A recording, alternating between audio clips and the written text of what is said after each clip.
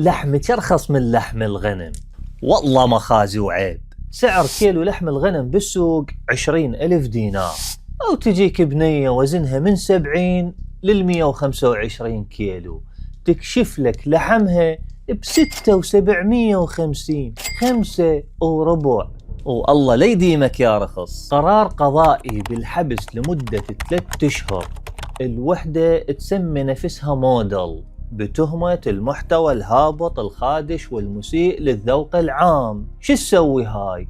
يجيبوها أهل المحلات اللي يبيعون ملابس نسائية وتعرض لك بجايم، تراك سودات، ملابس نوم، بطريقة كلش مستفزة ورخيصة. ولهذا القضاء أصدر حكمه بالحبس. بس هنا أسأل، هي وحدها المسؤولة عن نشر هذا المحتوى الهابط؟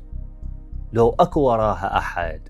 أهل الاختصاص بالقانون قالوا المادة 403 من قانون العقوبات العراقية تقول يحاسب كل من يساهم بنشر مادة مخلة بالحياة، والعقوبة تكون الحبس لمدة 2 وغرامة مالية أو إحدى العقوبتين. فهذه المادة القانونية معناها أنه المفروض يحاسب صاحب المحل اللي تصور به، والمصور اللي صور الإعلان، وأهل البيجات اللي نشروا الإعلان وسوقوا للرذيلة والابتذال، وبعد منه القنوات الفضائية اللي نشرت خبر الحكم وخلت صورة فاضحة خادشة للحياة ويا الخبر.